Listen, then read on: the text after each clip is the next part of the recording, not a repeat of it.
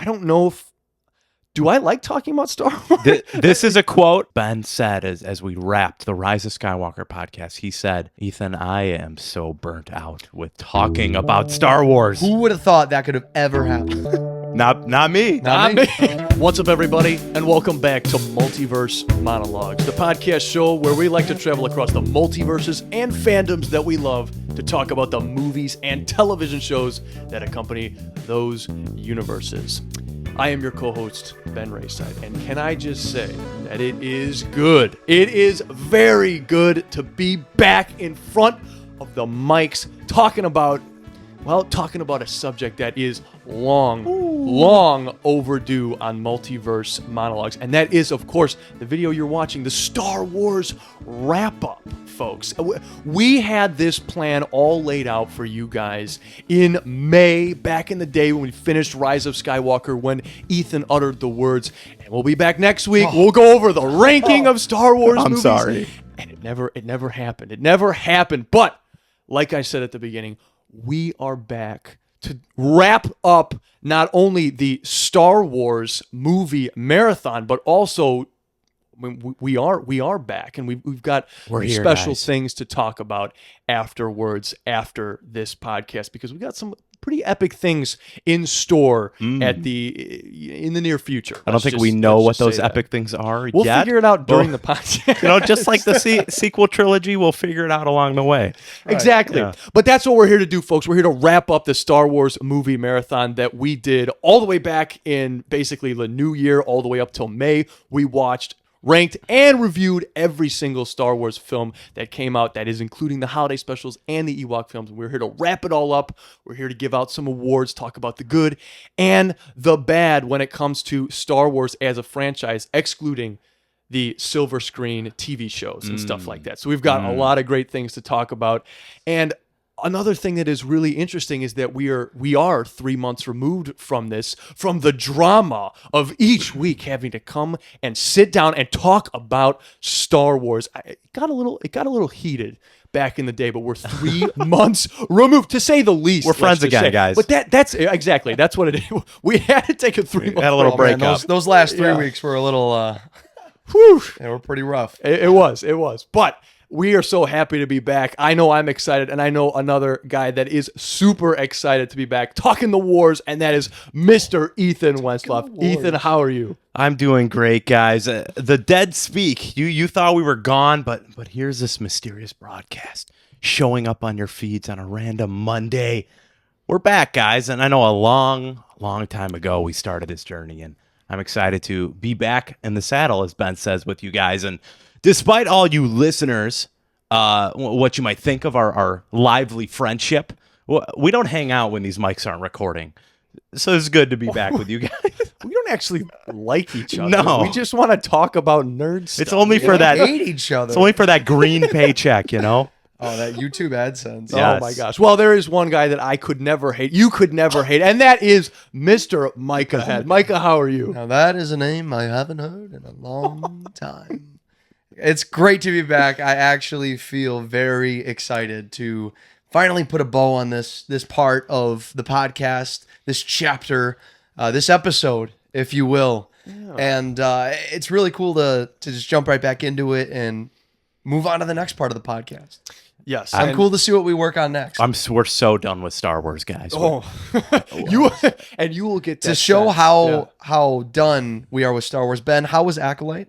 Oh man, see, have you seen any of it? That's the thing. I actually have. I've watched 3 episodes. Oh, Ben, of the Acolyte. That's three more episodes than I'd like to see. Man, holy catfish! I have thought about watching the Acolyte. I've never thought about it. Well, that's more than I've done. Right. Well, the thing about it is, it's the sunk cost fallacy that we talk about all the time.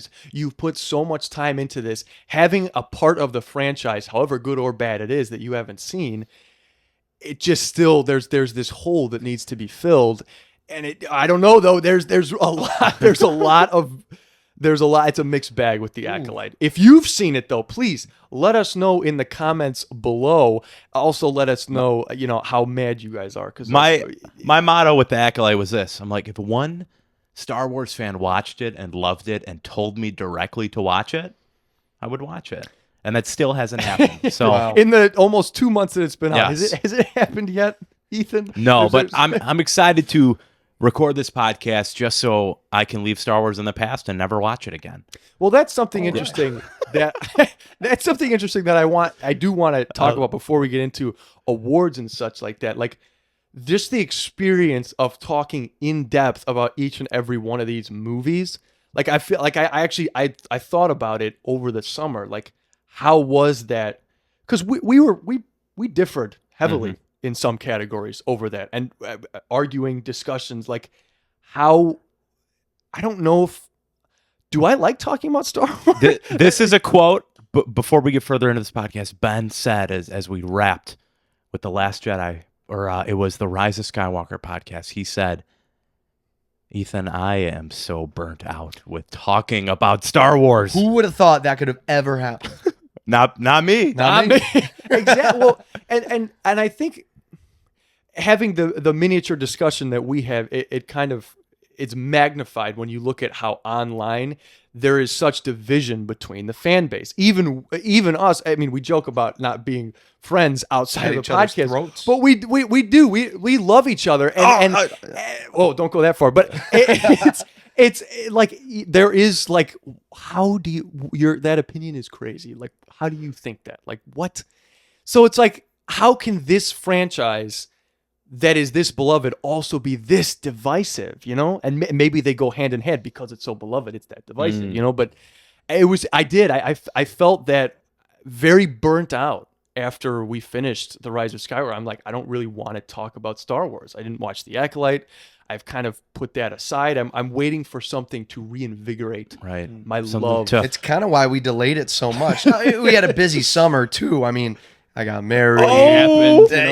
Something, I got a little heavier on the left hand, if you know what I mean. So A little burden of his own. exactly, old ball and chain made it official. So Yes, it really has been a busy summer for all three of us with big life changes all across the board. So, summers but have again, been. I do want to highlight it's good to be back. It's good to be It really back. is As good Tony to be back. Stark opens Iron Man 2 with, it is good to be back. Yes, Oh, it yeah. is. Well, gentlemen, should we hit the hyperdrive I think we should. and head over to the Star Wars galaxy? Yahoo!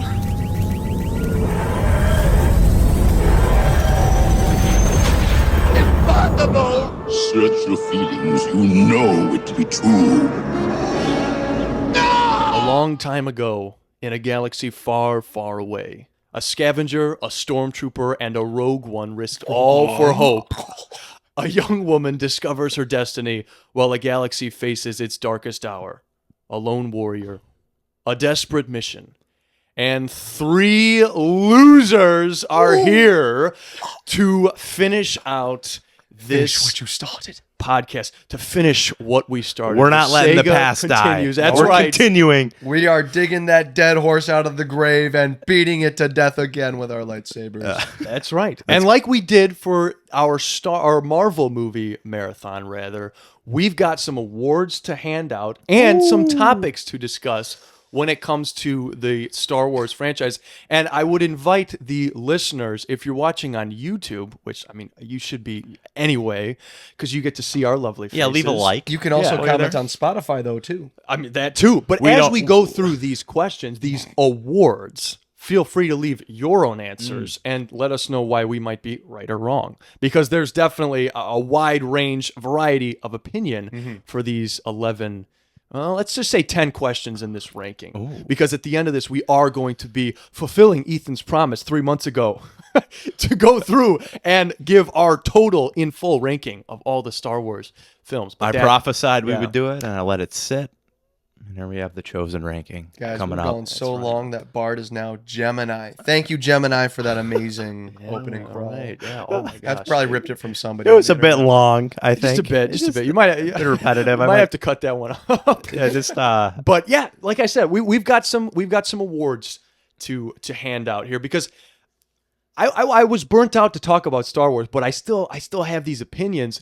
And the first question, I'll hand this out to Mr. Wenslaw first, would be, of all the Star Wars films, even the Ewok films and the holiday special included, which there's a surprise when it comes to that particular subject as well.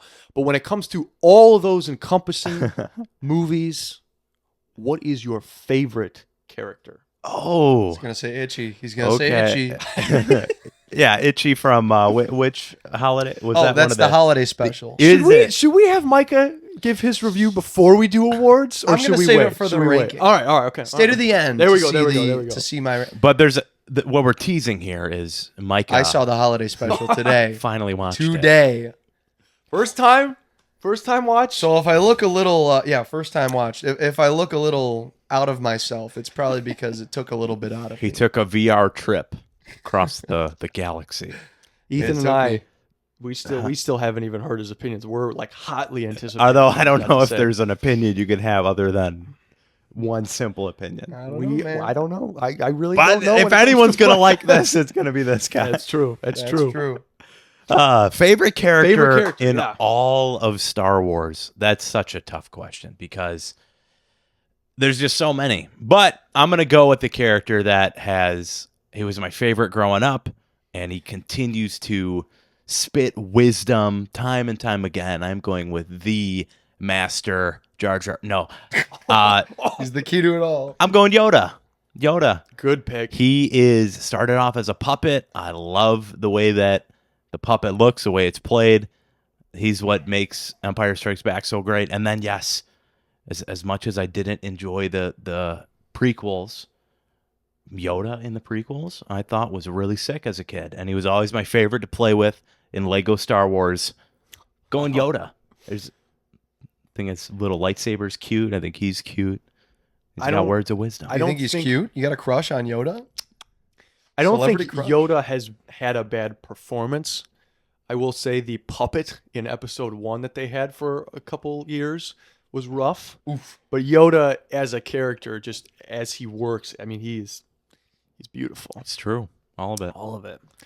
Mr. Het, favorite character in So, all of Star Wars? I will be brief because I will touch on him many more times in this podcast. Poe Dameron. Poe Dam. Woo! They don't call him Dameron for nothing. Who knows what that means? Poe Dameron. We're gonna go with Obi-Wan Kenobi. Nice. Specifically he's great in the original trilogy, but I had a much fonder appreciation of him in the prequels this time. I mean, before, Because he carried that trilogy because on he his back. carries the story on his back, man. I didn't realize before this viewing just how much he's doing on his own to further the plot.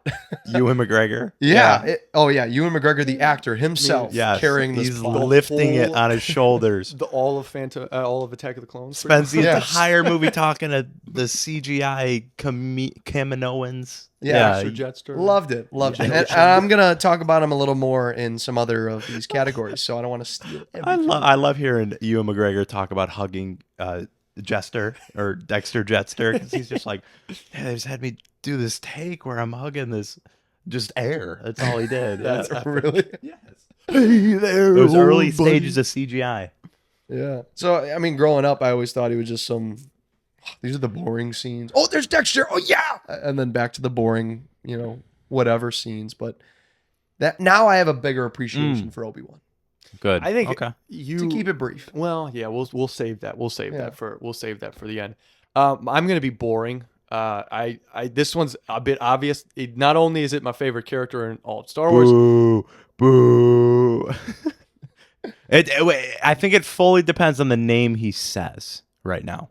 it's also my favorite character in all of fiction. Mm-hmm. To finish my sentence, you go Anakin Skywalker, Darth Vader. Oh.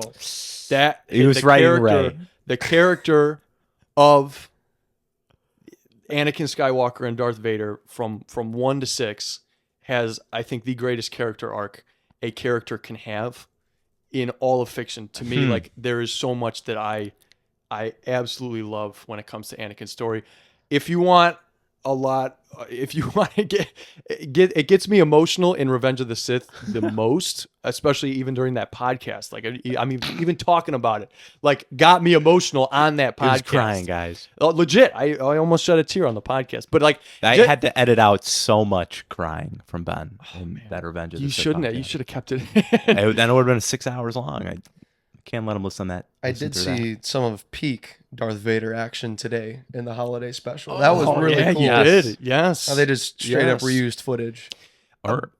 I think what really gets me though, like if you want to be let into how I see that character of Anakin and Vader, there is an edit, a tribute on YouTube called The Chosen One by Heroes Fan Productions, and I have gone back to it. Like I think I go back to it like every month just to be reminded how great his journey is from 1 to 6. And that to me is, he makes Star Wars, the character of Anakin Skywalker and the character of Darth Vader.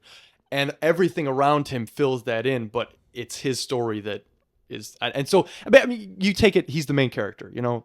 So it's kind of hard to, Interesting. it's kind of hard to, you know, it's a boring pick. Retroactively, the main character. Yeah. I'll say. But yeah, it's definitely Anakin and Vader. Snooze pick. A Vader for me. But conversely, talking about great characters, though, we have to dole out the complete opposite. You know? Oh, yeah, that's we right. have to go opposite. So we have to go with least favorite character in all of Star Wars. So Ethan, do you have a least favorite character? Yeah, let me see what I wrote down. Yeah, because I don't- consult his This will be list really here. interesting. I am interested to hear what you have to say. I'm always Because who interested cares to hear about the favorite characters? I want to. That's boring, right? Nitty-gritty. Why do you hate Jar Jar so much? Well, Perhaps I went a little too far there. that video you sent me, did you watch that? yeah, Yeah. I watched like 3/4 of it. Who made that video? That was Emp Lemon. Okay. That's He does good. some pretty good micro documentaries. He did a good video on Jar Jar talking about how he's the kind of the hinge point of the Star Wars fandom, and I thought that was really good. But no, I wouldn't go least favorite character as him. But man, we're talking about a lot of trash in Star Wars. We're talking about the TV Ewok films. We're talking about the Star Wars holiday special. But my brain goes to one character above anyone else, and it's not in the mainline movies, but it is in the Clone Wars animated film. Oh, I think you know where I'm going. I'm going with Stinky the Hutt that's a great. as my least favorite character, because this hut clearly was designed for kids, but I remember hating this element as a kid. Hated it. Just it not only whiffed the character and the movie, but it started off that Clone Wars show on such a sour note that I didn't even try Clone Wars again for years and years after that. So Same reason why I quit Clone yeah, Wars. Stinky the Hutt. Yeah, I thought if the whole show is this annoying, I don't want to watch this. Right, And it ended up being that annoying too. So yeah. Clone Wars sucks. glad I missed it. Sucks. The combo between a younger, immature Ahsoka and then Stinky the Hutt really made for a terrible experience, and especially rewatching it. But I know there's a lot of filth in Star Wars, but I think Stinky's the stankiest of the bunch. I think the most nice. unfortunate part about this character too is we don't get closure. You know, if we were to get a real, Like if there was a scene where Stinky blew up per se, or got shot, assassinated, yeah, that would be incredible. yeah. Yeah. some way to close this character so we know that it has a canonical end. Because with him still being alive, he could show up in any Star Wars media. Yeah, And what that, if he shows that up in- scares me. What if he shows up in Jedi 3, the third game, and then Cal Kestis has to barter with Stinky the Hutt? See, I was hoping it would be him in Book of Boba Fett. Stinky? Him and oh yeah, when they rode up on the No, that show had enough stink in it. They would have that would have taken too much heart to yeah. write, and they wouldn't have Oh done it. yeah, Yeah. that would is very have true. required too much Star Wars knowledge. I don't think the Book of Boba Fett was No. Stinky the Hutt's a great. Get Danny Trejo out there. Danny Trejo and Stinky the Hutt. Micah, who's your least favorite character? Well, there's only one character in this entire watch through that we had where I was actively hating the character, and I justified its purpose for being here. It's a character in The Last Jedi, but also how they continue this character into the next one just makes it even worse for me.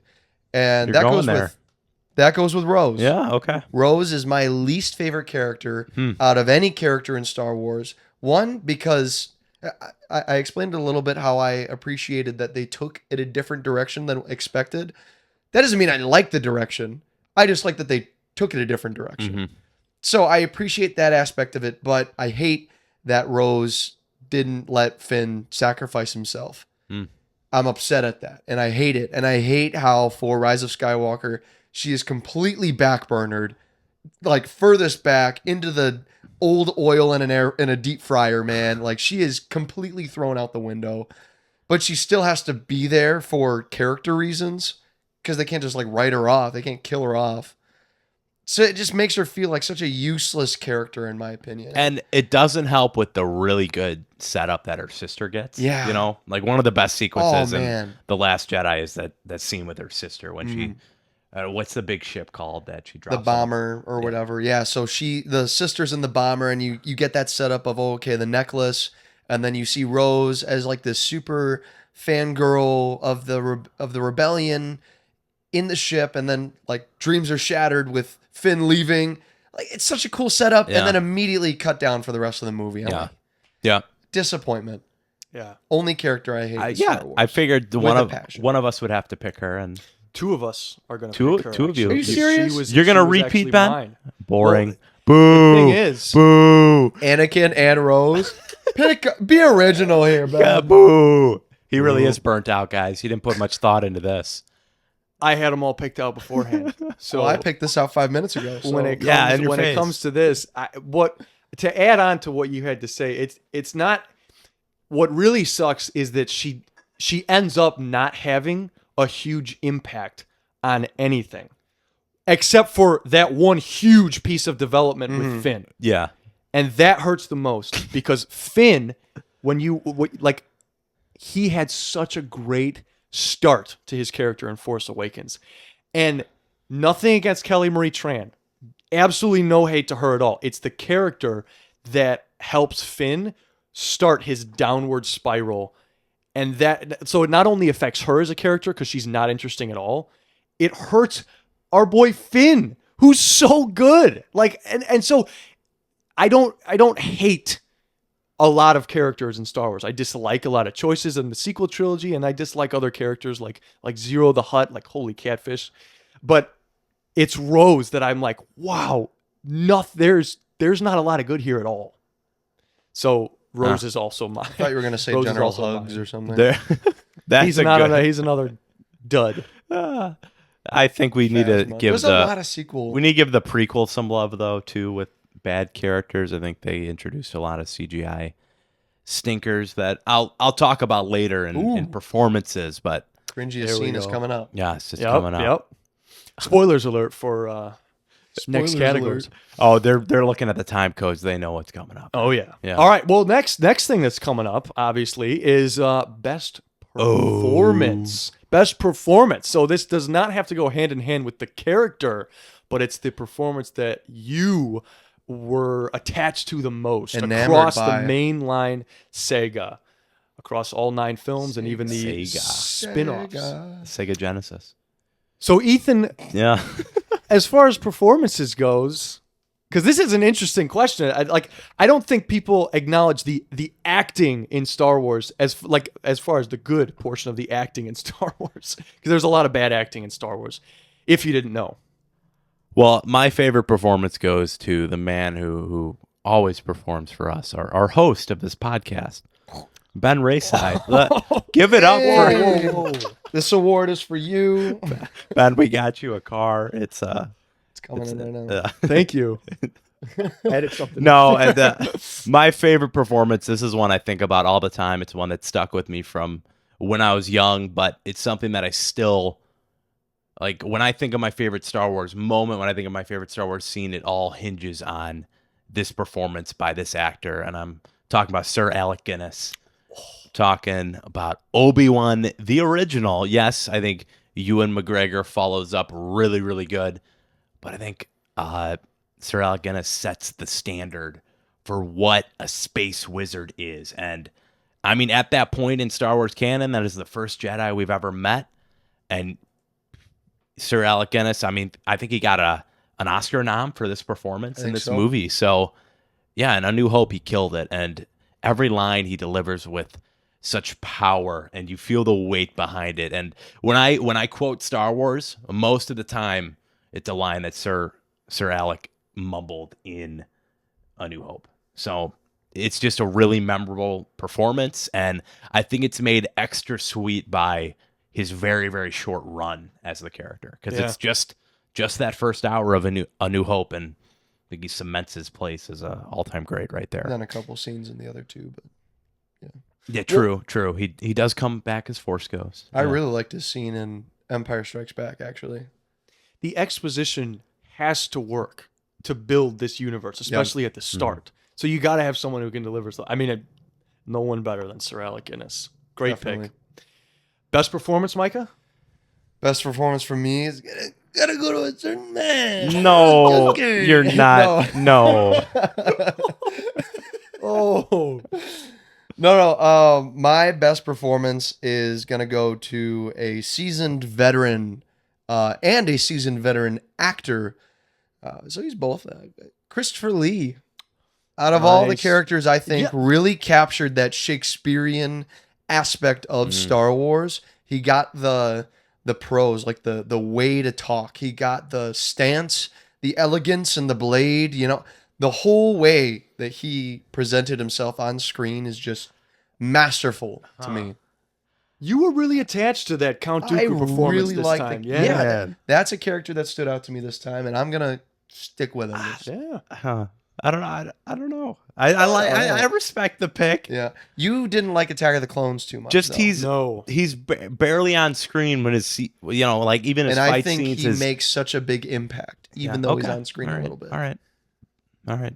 Expanded universe stuff goes hard with Count Dooku. Yeah, sure. Oh yeah, I also got to go with a seasoned vet, a seasoned actor as well. unoriginal answer. Again. Nope, definitely not Count Dooku. I am going with another villain.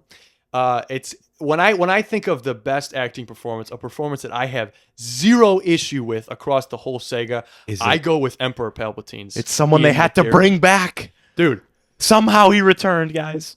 I was sitting on the toilet at work today thinking about this, and I'm like, just think about it. 1, 2, 3, 5, 6, 9. All those movies with Emperor Palpatine. And they're all good. Every performance he gives is amazing. Even in Rise of Skywalker, I think that's which I hate. Like he is so good in every role that he inhibits. Can't deny that he's acting his heart out in Rise of Skywalker. And it is campy, but that's the point. And especially in Return of the Jedi, like fittingly the evil presence that movie needed. Apart from Vader, I think he is fantastic. And you want consistency. You want a character who's going to give his all every single scene and love doing it.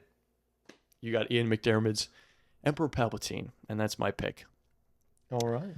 Worst performance, though. Worst performance in Star Wars. And I'm kind of nervous to hear what Ethan is going to say about this one, to be honest with you, because he is a D1 prequel hater. So I'm getting a little nervous coming up to this one. No, because with a lot of this, I tried to not go for the low hanging fruit. You know, I don't want to pick the Hayden in whatever Attack. I don't want to pick the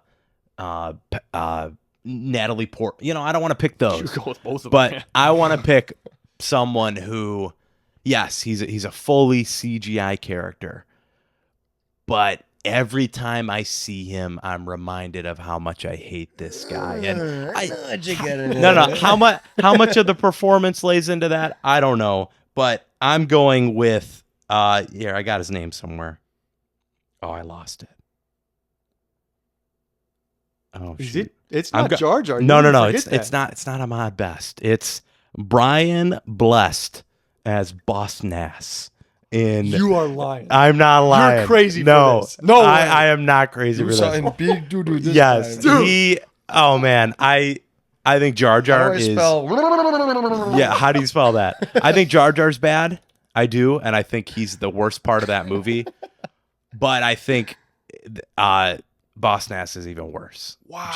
He annoys me. No, Jar Jar's in more of the movie. Jar Jar annoys me more. But I know enough about Ahmad's Ahmad Best's like personal story and his struggle with, almost ending his life after how bad. Really? Yes, after how bad the Phantom Menace was received. Him and Jake Lloyd, they were going through it. They were going through it. What's his name? Brian Best? Brian Blessed. Brian Blessed. So and he's- Ahmed Best. Yeah, Really? so Brian Blessed is blessing our ranking right now. Brian And Blessed is on the watch right now. I'm going him. He's someone I instantly thought of, and it's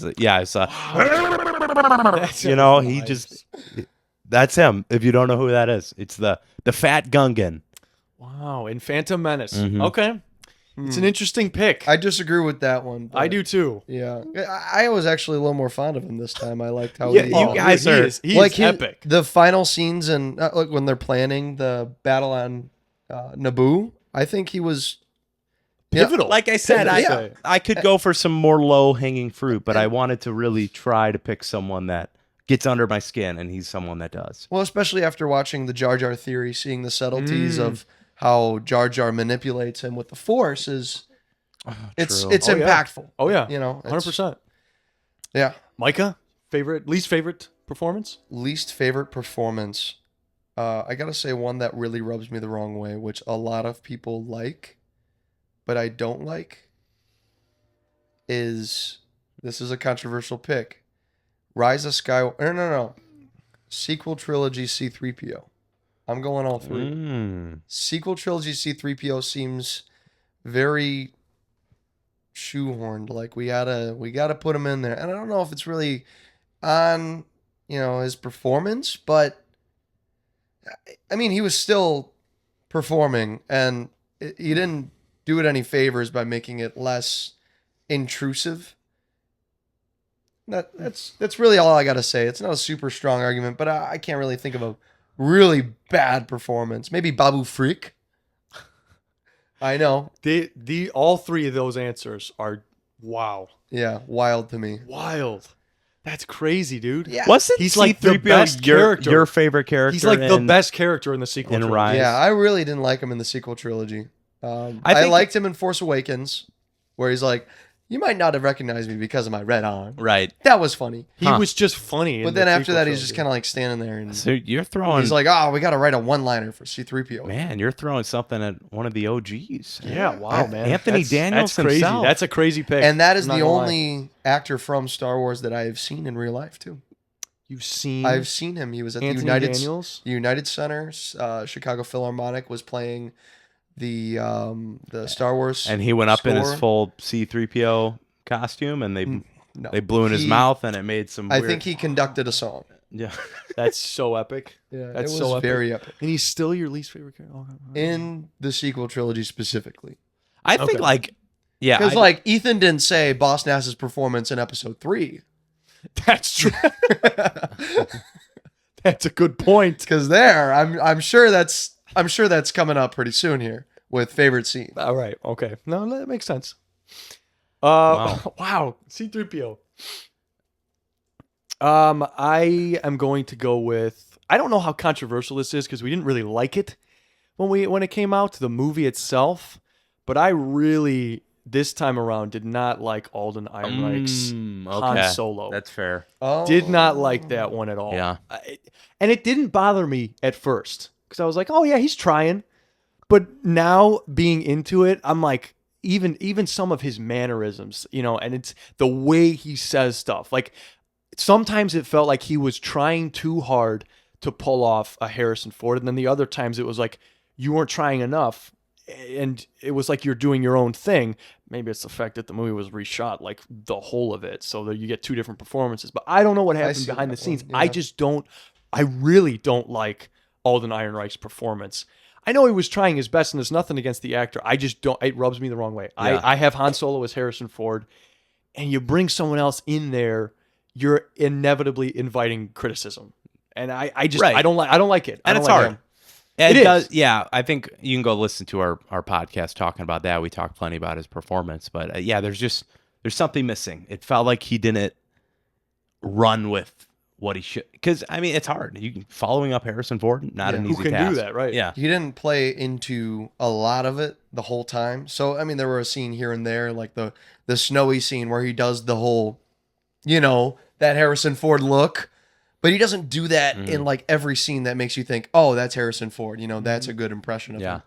So by the end, you're thinking, oh yeah, that's Harrison Ford. That's supposed to be. And I think a lot of it is really kind of, I don't know. The script doesn't help the character either, because it makes Han Solo incredibly boring. For example, there's the scene at the very end when all of that one gang, I'm forgetting the name, Memphis Nest, comes down.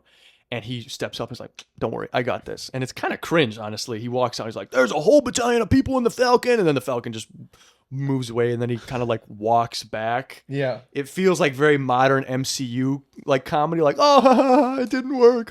Your joke didn't work. And it's like, no, this isn't Han Solo. I don't know. And especially compared to Donald Glover's performance as Lando Calrissian, I really liked his Lando impression. So putting the two together, like, oh yeah, that's spot on compared to like a barely passable. I don't know. I'm not. Makes it even worse. I'm not quick to throw any compliments towards Solo. No. Just some cool elements, but yeah. I mean, when you compare Listen to that podcast. Han Solo to who he is in Solo versus who he is in A New Hope, it's like you've kind of watered down this character so much. 100%. Because you got to make him likable somehow. And the whole appeal to who he is in A New Hope is there's a lot not to like about him that kind of makes you like him. Yep. Yeah. Speaking of things we like, lightsabers, lightsaber fights, to be more specific. There's a lot of them. We ranked them all. But what are our personal favorites? Because I know we disagreed with our ranking that we have. Ethan, what is your favorite lightsaber fight in all of Star Wars? So, guys, it is second to the bottom on our full ranking. Or actually, it is the bottom on our ranking. Noah versus Tarek in, what is that? Is that Battle for Endor? Yeah, Battle for Endor. I believe Noah has a cane and Tarek has a big sword. Yeah. Oh, yeah. That's mine. It's pretty hype. Yep. Wow. All right, Micah. No, that's it. That's all he's got? Is that your fine. pick? I'll get all sappy. And it's, I don't know what the exact scene is called. The Bespin scene with Luke and Cloud Vader. City Duel. Yeah, Cloud City Duel. That's mine. I know it's lame. I'm pulling a Ben here. It's lame. It's iconic. But I think out of any lightsaber scene in all of Star Wars, I think the cinematography and the lighting for that scene is incredible. And the dialogue sucks me into. I know when we rank the duels, the dialogue isn't something we weighed, but it counts it, right? Like, it starts off and it's kind of silent. The sound design too is really, really good. You can hear its footsteps. The Force is with you, young Skywalker. But you are not a Jedi yet. Dude. Yeah.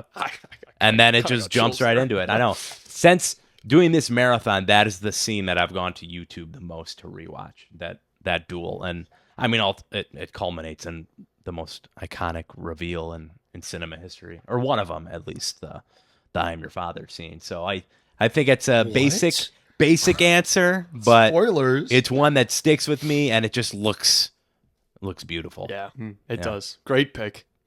That doesn't have to be the best duel. And your favorite. It isn't. Yeah, we'll talk about the prequels in a second here with probably a few of your guys' picks, but it's not overly choreographed, which is something that sucks me out a lot of the time. Ethan is a fan of not a lot of choreography. I like each swing to mean something, and I feel like the original trilogy really does that versus if we're talking spectacle, yeah, the prequels outdo it, but I think weight of the punches means more than the amount of punches thrown. Mr. Het? You're gonna come on, man. Come on, man. Don't do this to me. Don't do it. I'll save it for you. All right. For me, I gotta say, I watched this little video on this platform you may have heard of, YouTube, and it was a brief analysis of the Phantom Menace. It was a short little 12-hour video about pretty much everything to do with the Phantom Menace. It broke down about everything you can think of: the ship designs, the characters, where they come from, what their planets are, why these people are sat next to each other in the the oval, whatever, the debate office, whatever that thing is called. You get the picture, right? And it really made me appreciate the Duel of the Fates. And of course, it's already a great scene on its own, right? Like, you don't need a genius to tell you that. but realizing that it is the flashpoint where the spaghetti strands meet, right? If Qui-Gon loses, which he does, yeah, I mean he does, right? Then Spoiler. yeah, spoiler. Then Obi-Wan trains Anakin. But if Qui-Gon wins, then he's the one to train. And like, it is the duel of the two fates. And it never clicked for me that that's what the title was. That's why it's called that. I thought it was just like, oh, I mean, yeah, either he dies or he dies. That's It's cool. fate. Yeah, fate. So, I mean, the choreography, top notch, dude. Absolutely insane. I can't imagine what people were thinking back in '99 when They're this came thinking out. this movie's pretty bad, but ooh, this scene's great. I don't know if they're thinking that, Ethan. That I is what think- they were thinking. I interviewed Yeah. my uncle. He said it was great. He was 10 years old when it came out. Yeah, he was 10. So, Got to talk about the older Star Wars fans. Yeah, who yeah. saw Come this. on now. Yeah, come on. but yeah, I'm going to go with Duel of the Fates. I I think it's such a fantastic Yeah, duel. so good. And So out of any prequel duel that I think if we're talking visuals for the duel, that's also my favorite. And I think I agreed with that on our lightsaber rankings. Yeah. Boring answer We know, incoming. man. Boring answer incoming. Ooh. Obviously, You were the chosen one. Qui-Gon versus Maul on Tatooine. I get it. We get it. Noah obviously. versus Tarek. It's a repeat. Oh, it's Battle of the Heroes, 100%. Wasn't there a Snooze duel in fest. Solo at the end? Let's move on. Who?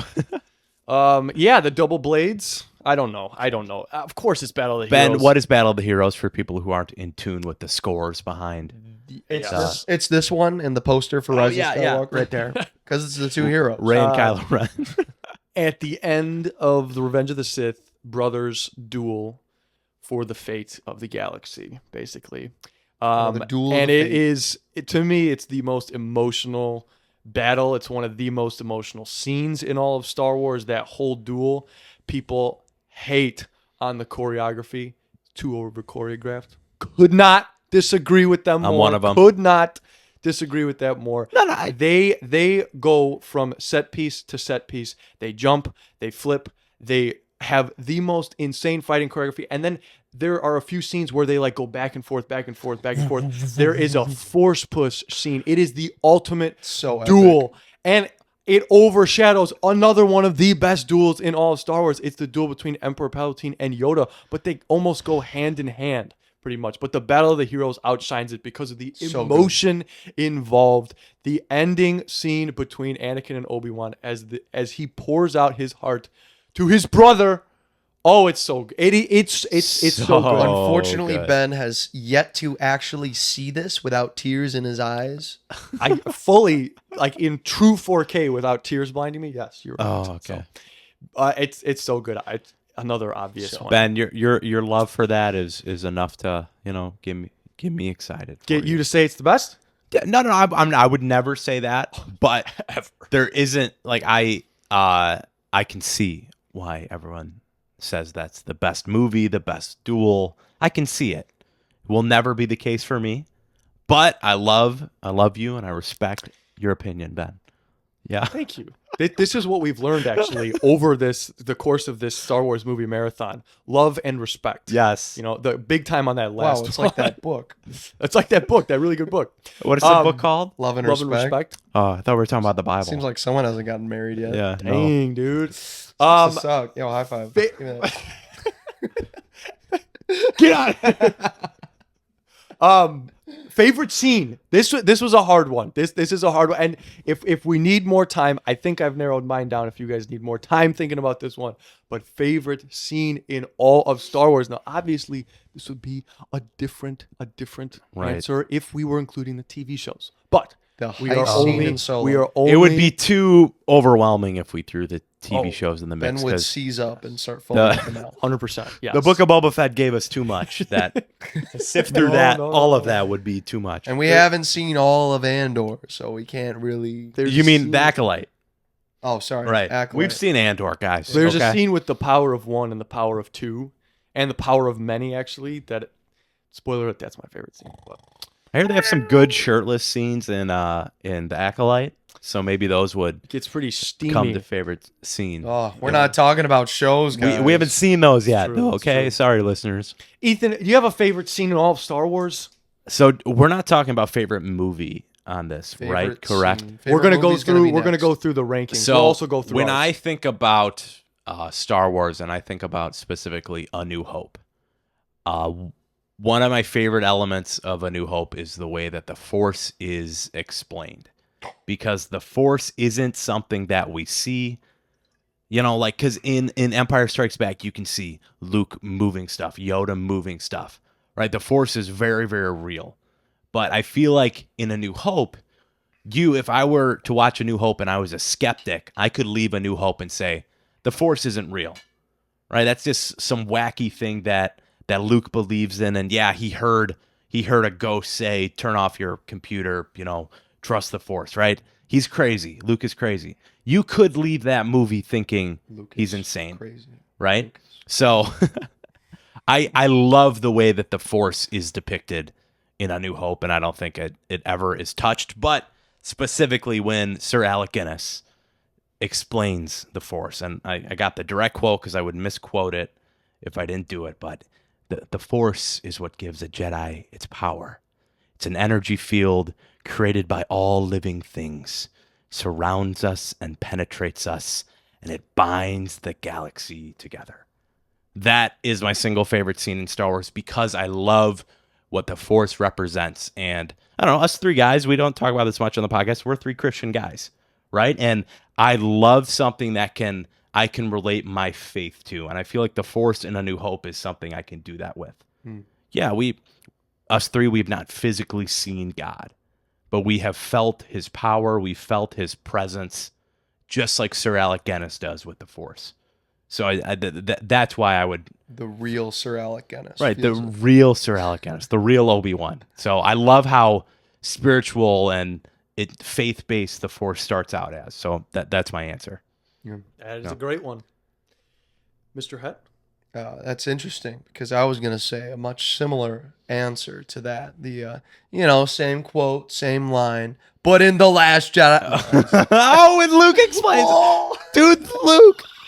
That's why the movie's right here, guys. Oh, no, I'm going to say the twin sons in episode 4. That really gave me goosebumps this time. And it's not the scene that stood out to me on this watch, but that cemented itself as one of my favorite scenes in all of Star Wars. It is so iconic, and hearing it with the score and the swelling and the volume the actual volume getting louder really makes such a huge difference. The color and the composure of the shot. Mwah! Mwah! It's beautiful. Chef's kiss. Chef's kiss. Well, The binary sunset. if I can add on to that, No. if you're still going, I don't want to Stop interrupt you. copying my answers. So that was actually my answer, but I'm going to pick a different one. But I want to add on to that scene and what it represents. Like, you talk about, relating. There is almost no other Star Wars scene that I can relate to more than the binary sunset, because every person in their Ben life is non-binary. has felt Wow. stuck. Are you saying something right now? Ben. Definitely, but not Stuck that. where, Ben? Definitely not. In a closet? The thing is, though, you have felt stuck in life. There's no one who has never felt stuck, and that scene encapsulates all of that. Are you That's a sending personal us a issue. message about marriage? The Do you feel stuck, Ben? Is this a call for help? no, Go ahead. I'm sorry. absolutely not. What I am saying is, it's a very relatable feeling to want more, to look over the fence and maybe the grass is greener on the other side, for better or for worse. I'm not saying you should have that mindset, but it is a relatable one to us as humans. There may be always something better over there. Grass And is that's always greener. what Yeah. Luke sees here. He sees a life that is better for himself beyond the twin suns. He even says it, if there's anything interesting in this galaxy, you're on the planet that's farthest from, and that scene encapsulates that. I mean, that's not even to touch John Williams' score that gets louder and louder as it goes. And that was going to be mine, but I'll pick something else. But it's so good. It's so good. Man, but I'll go with my answers. I don't think he came up with any answers today. He's just picking mine. No, I'll go with the Yoda death. What's it called? The Padme's Ruminations from Revenge of the Sith. Padme's. Explain the scene. This is when Anakin is sent to the council chambers to wait for Mace Windu to come back with the Chancellor arrested. And Anakin can't do it because he sits there, and you can say what you want about there being no dialogue here, being that my favorite scene in the prequels, but it says so much without anything there. Across the whole of Coruscant, you see two people who just love each other so much, and one man has an opportunity to save her. If he stays, it won't happen in his mind. If he goes, it disobeys everything. He's going to have to fight his friends who he grew up with. There's so much there that is unsaid, but with John Williams' score in the background, which is weirdly, I think it is actually released in full. It is fantastic, guys. That one is for sure my favorite scene, if you don't count the twin sons. But that's another good one. Okay.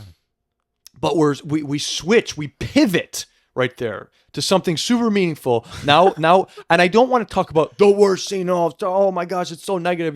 Let's talk about cringe, because Star Wars has even more cringe than it does. Lord.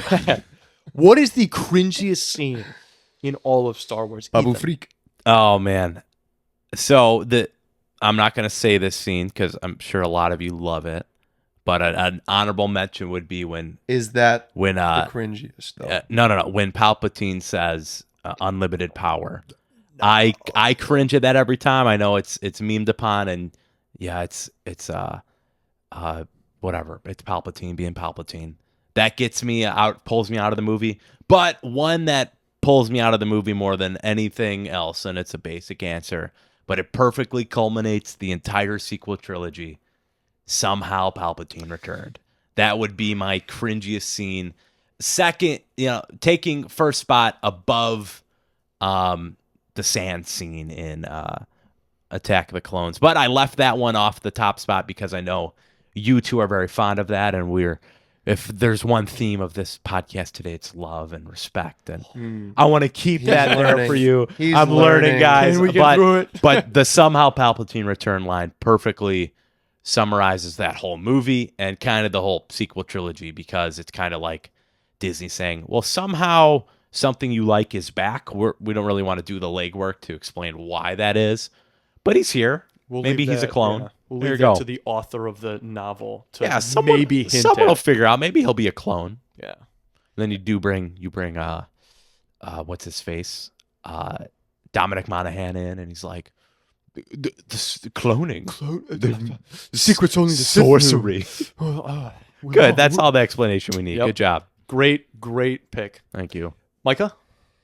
I've Cringy? got one that's similar to that, as in they're both Poe Dameron scenes. When they're on that stupid planet where it's super dark and you can't really see anything, and they're just trying to get to Babu Frik, and they run into Poe's like ex or something, Kerry Russell. Zori Bliss. Yep. That's a cringe scene for me, and I didn't talk about that at all in the podcast about it. Probably because I trauma blocked it or something, because that scene in itself subtracts multiple points from Poe Dameron's From his character, yeah. Yeah, because that's not who he is in my book. I mean, now that it's canon, Right, why can't we just have who he is? Good, sometimes people are good and then they become pilots, Yeah, like why did he have to be like a worse version of Han Solo? Yeah. He didn't have to be. Summarize the scene for people who haven't seen I this thought I movie kind of forever. did. He shows up to that planet and they're trying to find Babu Frik, and then they get like bounced by Zori Bliss, Right. who used to be A lover. a of some lover. kind. Yeah. And then like there's stakes that are high for some reason, but then immediately dwindled because they're like, oh yeah, we're cool now. Well, they drop the dialogue explained is she's like, well, you started off as a drug runner, and yeah, just making Poe Dameron kind of, he was already knockoff Han Solo, but then you do that and it makes like, it even worse. Yeah. That's unsubstantiated. Like, why even have that at all? Maybe some recency bias with our two cringiest scenes because of having watched this movie. It's solidifying. There weren't many times in this watch through that I cringed. That and then the final fight in Solo were pretty close for me. Yeah. So I'm gonna go with Zori Bliss encounter. Dude, all three of our answers are going to be from Rise of Skywalker. Maybe it is Rise some of Cringe recency. Walker. Dude, holy crap. No, this one is for sure. It's definitely been on there for a while. It's I am all the Jedi, I am all the Sith. That line felt... I am You Iron want to Man. talk about a line that felt written by AI? Make Rise of Skywalker like Endgame. Copy paste. I am all the Jedi. I am all the Sith. What are we doing here? That is a line that no Star Wars character would ever say in that universe. That literally, it's almost like it's too self-referential. I hate it every time I hear it, listen to it, see it, whatever it is. I'm like, it's like, oh, that's just. You took Endgame and all the beauty that was, a line that was built up for like 10 years in the MCU, and it returns upon Tony's death. Somehow. And then you take it and I am all the Jedi. I am all the Sith. What? Well, yeah, Not outside of the... What happened to the best performance? Exactly. Palpatine. Performance is great. How he delivers the line, great. It's the line itself that I cringe at. He made it work. Yeah. Hate it. Wow. Hate it. There we go. Cringiest movie, I guess, altogether is Rise of Skywalker. On average. On average. This just in. So this next category is one that is very interesting. It's a scene that stood out to you on this watch. We've seen Star Wars many times among our lives, and this time though we've watched it under a different guise, under a different light. We were watching it critically to review it, to rank it. Obviously, different things are going to stand out. So what is one scene that stood out to you on this rewatch that you remember being like, wow, I never really noticed that scene, or wow, I never really paid attention. This scene is amazing. Ethan, do you have a scene like that? Well, I don't know if this scene is amazing defines the scene, but a scene in Revenge of the Sith that really made me kind of relate to Anakin more than I ever had before was when he's in bed, he's shirtless, guys. Hayden Christensen is shirtless, All right, and we get it. that's why I remembered it.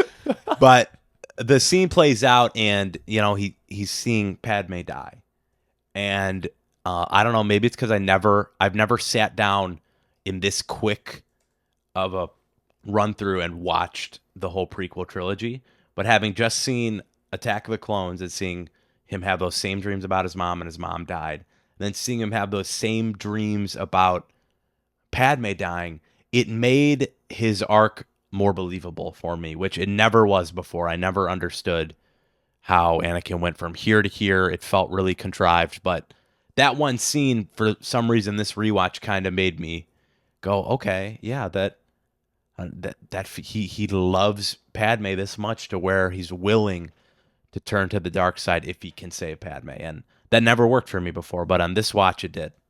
That's the epitome of this category right there. That's a great pick. Mr. Het? I think the movie that stood out for me, I'm not going to just say the movie, but Attack of the Clones hit different this time.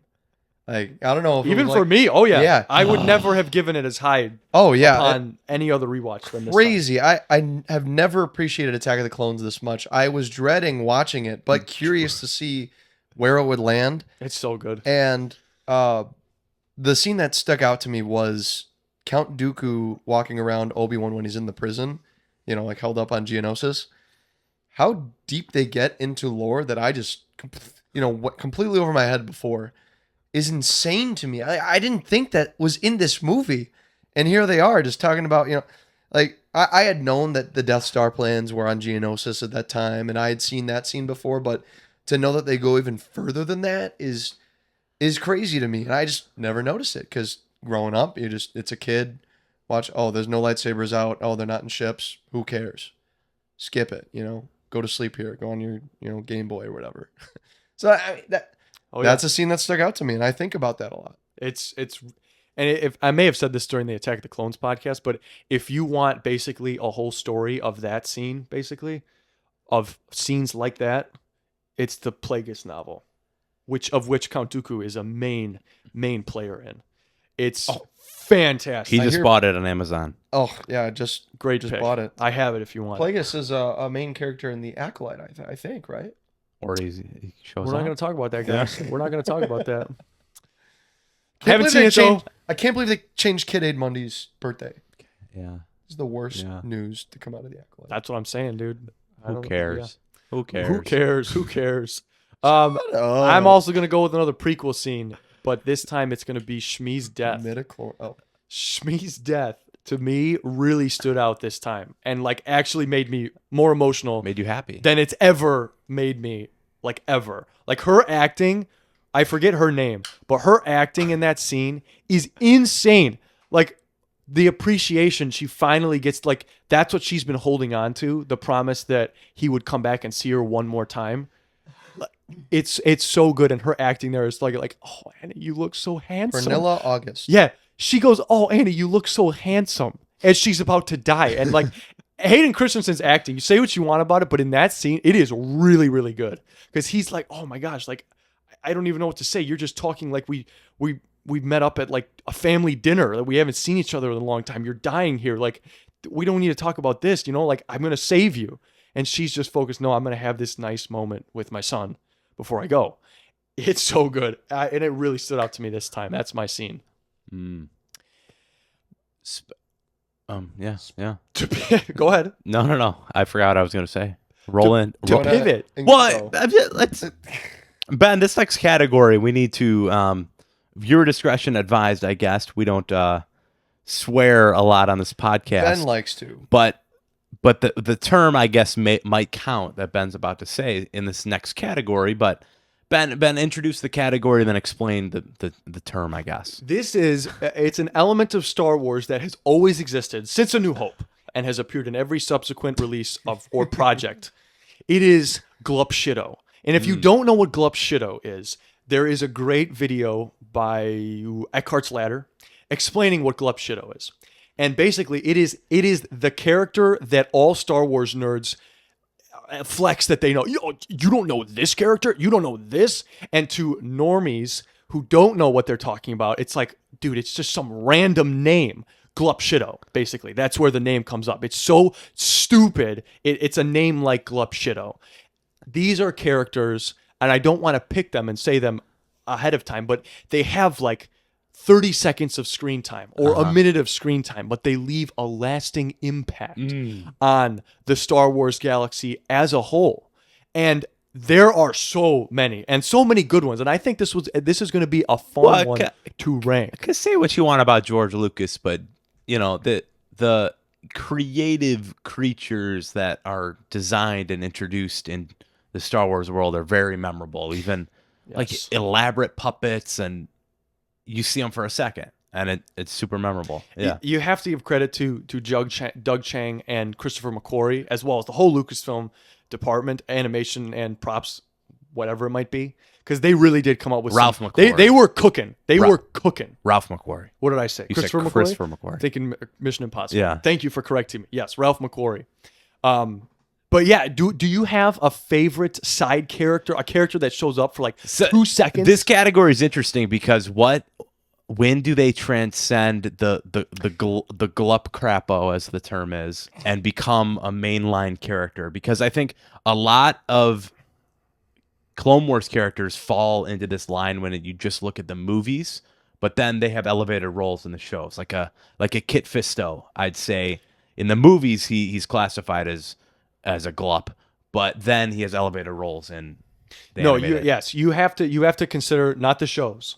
Right. Like so, and where I would say it cuts off is like a Watto. there's too much of Watto in here He's for him named, to be right? confirmed. If he's named no, on no, screen, they can be or- named. Oh yeah, like Like people Dexter would be who okay? count. Dexter would count.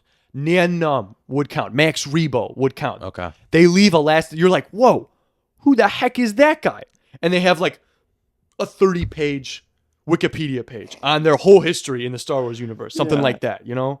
And I can go first if you want. Yeah, go Like, first. to clarify. I wanna hear you to on. clarify set this. the standard, because Ben. oh This yeah, has been a staple of Ben's favorite characters. Have been these guys. So to hear what his ultimate His ultimate Gulp crapo is. Cloud, right? No, so Claude's up there. He is definitely maybe even a top 5 Glup Shitto character in all of Star Wars. Who Let me wants tell you to right say now. it? Who's Claude? Claude The is big from slug dude Here, in- look up a picture. Oh, of yes, this yes, guy. yes. You have to remember this guy. He is great. But I gotta go with my boy Dexter Jetster. I was Really? avoiding saying him. He is so great. From the moment he walks on screen, hey there, old buddy. And as he hugs him with one of his forearms, he scratches his butt. It's so good. And his like just in that one scene as he's talking about Camino, they're cloners. It all depends how big your pocketbook is. it's so good, and I laugh every time I watch it. It's gotta be Dexter Jetster. for It's me. weird too because some people hate Dexter. And I don't get that. They are haters. Dexter is great. See, because I feel like with this category alone, he's too big of a character. I would say so too. You know what I'm saying? I feel What's No, your he second would- place? he would be- no explanation, just second place. What do you got? Oh man, probably Nien Num Okay. from Return of the Jedi. The guy who flies with Lando in the Return dude, of the Jedi. he was on my list. Dude, he is great. Characters like that, they're only in a few scenes, but they leave a lasting. He's got an impact, iconic you look. know? It's so Yeah, good, yeah. so good. So something like that. All right. Do either of you have an answer? I've got one. Okay, go ahead, Micah. So there's this guy who's very near and dear to my heart in Star Wars. and dear to my In Star Wars. Oh, sorry. I'll back You're not up. in Star Wars. And he Right. has a very brief moment on screen before he unfortunately passes away due to natural causes, which are a pod racer blowing up. Ah. And he has the most quotable line in all of Star Wars where he goes, "Roar!" And that goes to Rats Tyrell. Tyrell? How do you pronounce it, Ben? I think it's Tyrone. Tyrell? There's an L in there. Rats Tyrell. You tried. That guy. Tyrell. Describe what he looks like for. He kind of looks like a chainsaw. Oh, no. This guy's the... That's that guy. So Oh, you- what's the dude's name? You don't even know the character. Oh, dude. He did it wrong. Shoot. I think Cut we know this what out. you're talking about. Cut though. this out, though. No, the guy who looks like a pea. Is that who you're talking about? No, the one who Oh, looks... he looks like a crocodile. yeah, he looks right? like a crocodile Yeah. with like the... The crocodile guy. Just search up Bulls crocodile roar? guy. No. Crocodile guy. pod racer. Crocodile pod racer guy. It'll come up instantly, guaranteed. This guy, yeah, he's insane. It's not coming out. Oh man, Who are the pod racers? Now you got to go now through. You we're got to go diving through the into list. All of Ethan, this. do you have one? Do you have an answer? So, you want to buy some death sticks? Sleaze Bagano, I believe is his name. No way. He's a good pick, but I'm not going to pick him because there's a different guy I could pick whose Lego minifigure I own. And if you want to Google the Dinosaur Jedi, I'm going to go with the man himself, Coleman Trevor. Great look. He's in about 2 seconds of screen time. He hops in the Jedi arena in Attack of the Clones, and then I believe he falls off the balcony. Jango Fett. Jango shoots him off, Fett yeah. blows him up. Yep. And it's So- like, dude, Dud Bolt. keep going, Ethan. I don't want to take away. Th- from That's this his one. that's Coleman Trevor. Yeah, he's a great Gulp crapo. Dude, he doesn't even have any lines at all. Like Who is there's it? nothing. He just Coleman he just, Trevor. Who's that? He's what you search up when Jedi dinosaur. He's what comes Oh, up when this you guy. say Jedi dinosaur. Yeah, dude. He's a male Verk from Sembia. Is he in Oh, yeah, duh. the Clone Wars at all? No, because he dies before the Clone Wars. he Right? dies before the Clone Wars. Yeah. He does. Isn't he? does Doesn't he make make an an appearance. attempt at Count Dooku and then falls off? He Is that what does. happens? He like Iconic. comes up, and then Django like He fires looks- some bolts yeah. at him, He and looks he literally kinda can't cool. even block him. Like, yeah, he's crazy. All right, Micah, you found Yeah, You Dud found Bolt. Dud Bolt. That's his name. Bolt. Yeah, Dud Bolt. Right, The he looks like a crocodile? P, right? Look, pull up his image. Dud Bolt. Yeah. Dud Bolt. He looks like a little Oh. like alligator guy. Yeah, dude. Another close second for me, Droopy McCool. Can't forget Ben Quadraneros too. Can't forget. He is insane. We'd be remiss. Yes. Now, before we get to our insane ranking of all the movies, like we promised, and Micah's hotly We're anticipated review, long awaited. one more category stands in the way of that, and that is best musical score. This one was The easy. best This musical one score. was easy. Honestly, it was for me too. So I think- but what movie has the best musical score? It can't be Last Jedi. Battlefriender, because we know that would win. Ethan, do you have a favorite musical score? You two are the score masters when it comes to this, because you know, even before every podcast before we record, Micah plays scores from his MacBook, and then Ben listens and guesses, and Ben's just they have an amazing time. And I'm sitting there like, yeah, I like music. I think music definitely enhances movies, but you two are definitely religious about it. So I want to defer to you two to let you two go first with this. Do you want to go first, Micah? sure. Yeah, go ahead. Across the Stars. Beautiful. It covers everything I love about Star Wars. Front half is that beautiful sweeping score. Second half is this like Imperial March kind of thing. Love it. So we're talking about movies, the whole movie, correct? As Yes. itself. I mean, you could go Attack of the Clones too.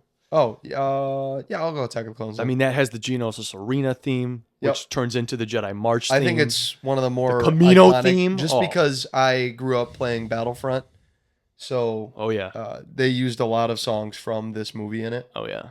Dooku's theme is great too. Yeah. Oh man. And they bring back some Camino's iconic theme. ones. Oh, yeah.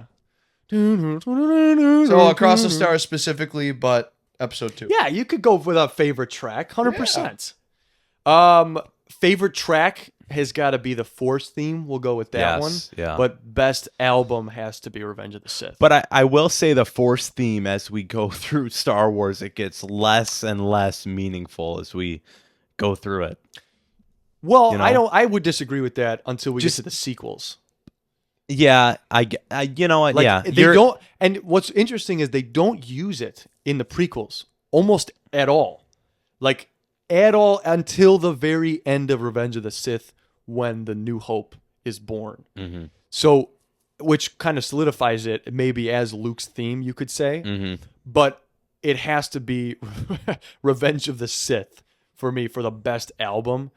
Without a doubt, John Williams' best work, in my opinion. He has so many original themes that he composed just for this specific movie, and it amplifies each and every scene. Like there is a portion of Revenge of the, like it's all so good, but once they get back to Coruscant and the intrigue, the political intrigue starts to boil in, the movie is a 10 and does not let up. It's an 11 and does not let up if you want to go that far, and that is including the music.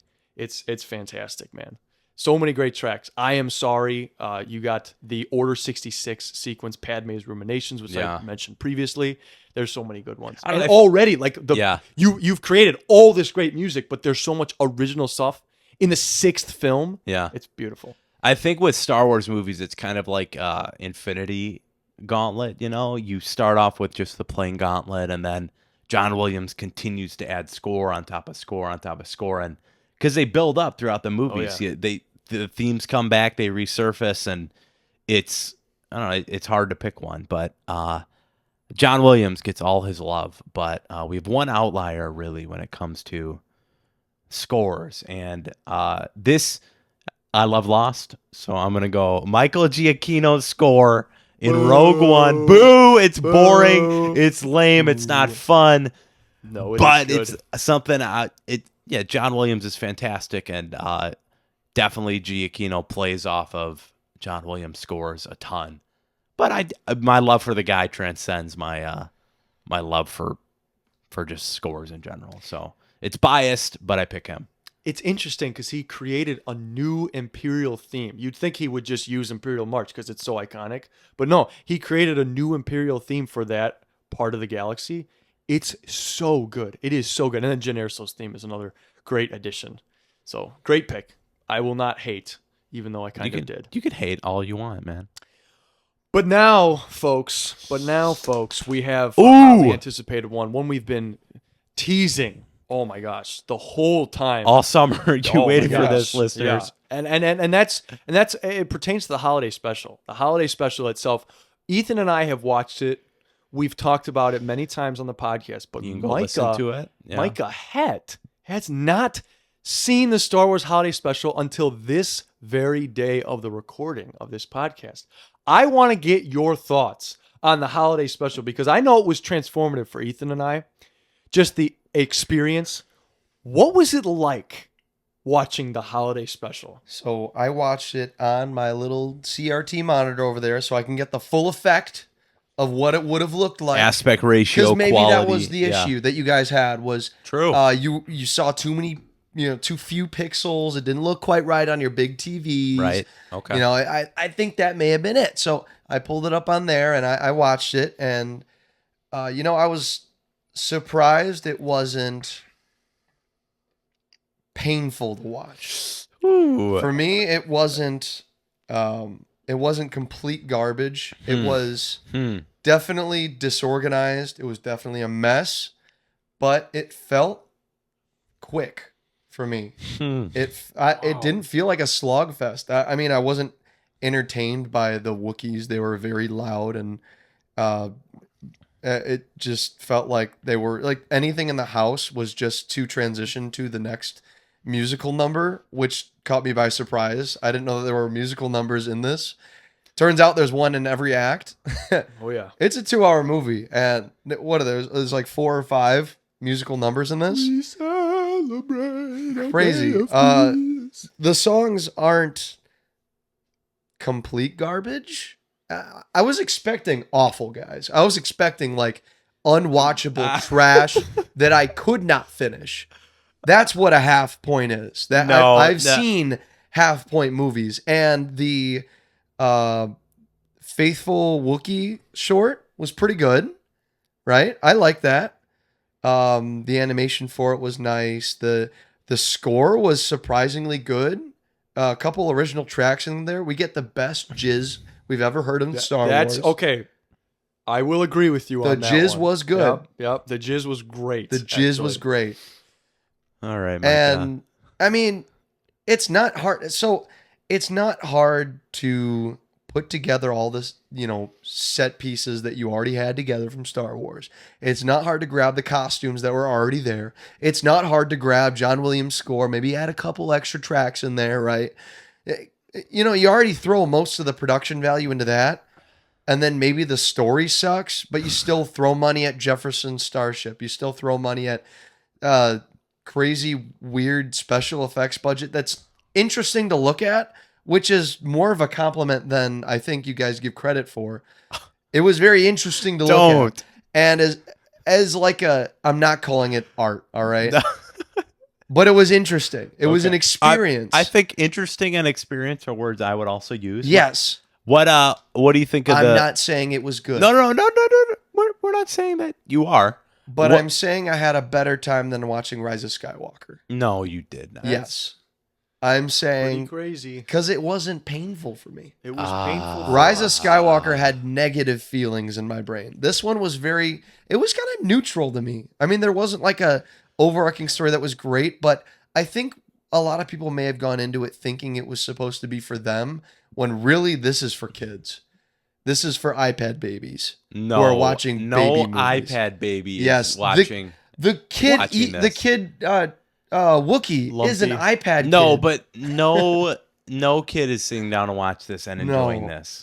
There's no way. I think there might. I mean, the Ewok movies, you proved man. us all wrong by This is liking not in as some good way. as the Ewok movies. This is, I mean, and that's not saying too much, right? Okay, all right. I'm gonna give this a solid 3.5, just because I want Rise of Skywalker to still be my least favorite, and it is my least favorite. Oh my goodness, you're one of those guys. You Holiday are. special wasn't Whenever a piece of dog crap, bro. I think I've always had to fall back, regardless of how bad the sequels get. The holiday special was always worse. But you always have those people sneaking up in the comments. And on the video for this, people are like, at least this is better than Rise of Skywalker. And that's always a trash throw. This isn't a good score. But you believe it. I mean, no, I know, but I mean, even the IMDb score 3.5 is a 2.2. Yeah, I mean, that could be with a bunch of. it's 10 not out of 10 it's not a meme good reviews. score, but it's not as low as I was hoping. Yeah, you'd go. I mean, here, look fact at that- the so- the scores here. so- Rotten Tomatoes critic 25, Rotten Tomatoes user 19, Metacritic user 44. That might have a lot of 10 out of 10s because people Meme are pics. stupid. Yeah, Yep.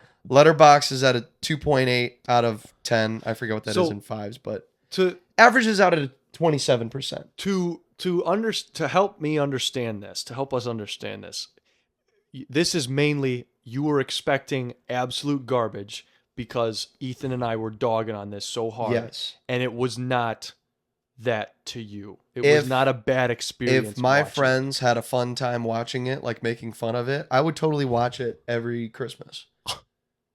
Like it's that kind of movie. Well, so I want to be like, what? But this is pretty on brand for Micah. All right, this is a guy. Here's a guy who gave Howard the Duck a 6. All right, 6.5. Six and a half. Six. Yeah. Wow, 6.5. Yeah, Like, put some respect on. you the have crack you food. have a specific taste. Like, I'm not throwing shade your way. I mean, it's a crazy score, but like, I don't know, man. I can see the 3.5 It's for you. still a 3.5. It's not there good. Was, no. There were a lot of scenes that dragged on that were slow. Like the infomercial So- ones were stupid. You know what I will say? To somewhat find some common ground, I will say I'm more mad watching Rise of Skywalker than I am watching See, Holiday there we Special. go. And if I actively dislike Rise of Skywalker more than I neutrally dislike Holiday Special, So then it gets another here's the thing, though. 0.2. When it comes to the Holiday Special, like for me, it's just a waste of time. Like the 0.5 is because I watched it to podcast about it. You know, like I got to have fun talking with Ethan about it. Thank you, There Ben. was some enjoyment in that experience, but it's just so it like I don't know. Trying to defend my 0.5 here for the Holiday Special. I don't know. It goes from scene to scene to scene, and they're all terrible. They don't make sense, and especially like what did you think of Itchy's VR? Itchy's VR experience? thing was that was the birth of ASMR right there. That was stupid. Right? Yeah, so none of the stories made sense together. They like threw together. He was literally on crack writing this. Legit, yeah. So like taking out some parts. Like I liked the whole cantina segment. Yeah. I liked that part.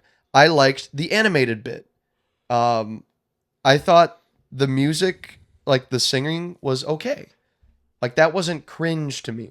It felt out of place, but it wasn't cringe. Like Okay. I've seen bad musical numbers in movies before that didn't feel like they should have been there. And these, like, I mean, these shouldn't have been there, but they weren't So awful to me. so with a 3.5 Yeah. and a 0.5 and a 0.5, what does that average our score out? Because this completes everything. Yeah. Now. This completes the circle. Yeah, it does. We've now watched and ranked every Wow, guys. Star Wars all movie. three of us. Yeah. Yeah. This is still the worst Star Wars movie out of all of them Yes, it in our is. ranking. Not Yes, even it At is. an average 1.5 out of 10. Yes. 1.5. With that though, Pulling up the bottom. whole list, the whole from, list from bottom up. from 15 to 1. All right, you know? I'll do our averages and then we can each say our top and bottom fives. How about that? There we go. All right, so coming into the bottom, we got Star Wars Holiday Special at a 1.5. No surprise there. What is this? 14th place. We have Caravan of Courage and Ewok Adventure, 2.4. Mm-hmm. Almost a point step up. Yeah. 13th place, we've got Rise of Skywalker at a 3.4. Okay, That's fascinating. that's crazy that's lower That because the there's battle an Ewok for, film still. that the battle for Endor right above it. Yeah, Yeah. go, Well, go because ahead. Battle for Endor looks like they actually put some heart into it. So Huh. there was not a lot of unison on this whole experience. Besides, I'd say the original trilogy, there was a lot of unison between us three. Yeah.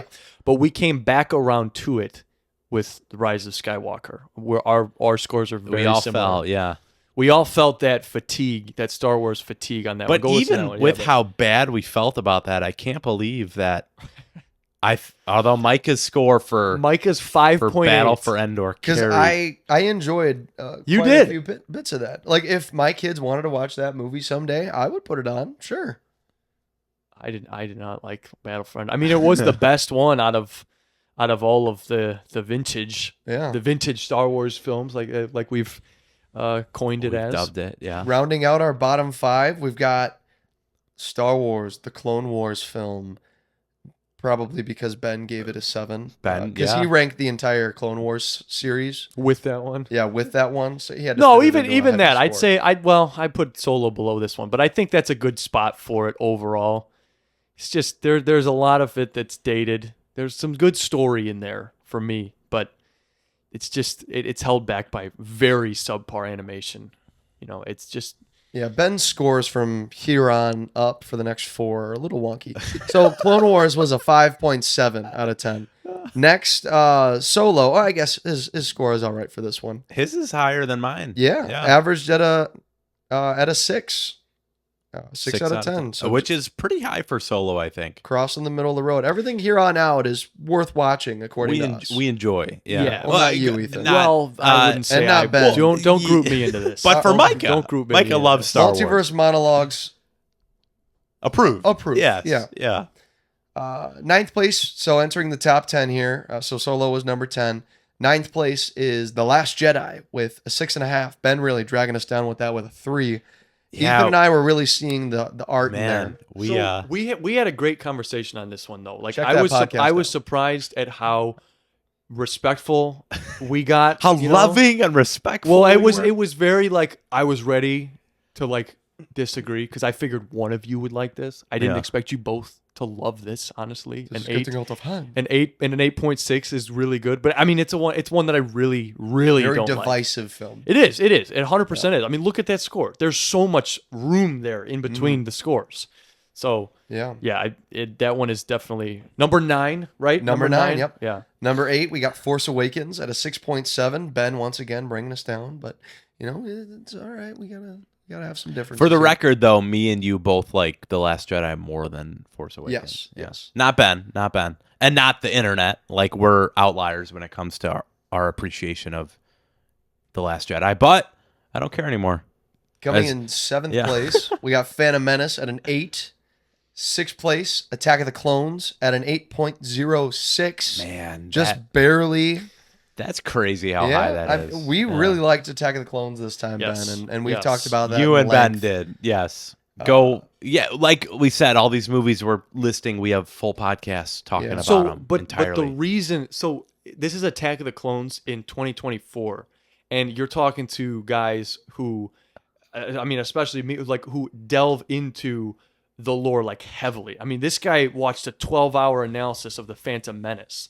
Like, Listen. if you are a lore fan, Attack of the Clones is bread and butter and good one, like a good piece of bread and butter. It's fantastic to me. I really like it. But when it comes to the score, like you're Ethan, your score is the norm here. You were the normal person. Yeah, looking at the Going internet here. scores, that's You know? what we have. You go on average, a 6 is where you find this one. Thank you guys. I'm normal. I feel loved. Yeah, you're abnormal on this podcast. Though. Yeah. Coming in the 5th place, which is a big surprise for me, honestly, is So- Return of the Jedi at a 9.06. The top 5.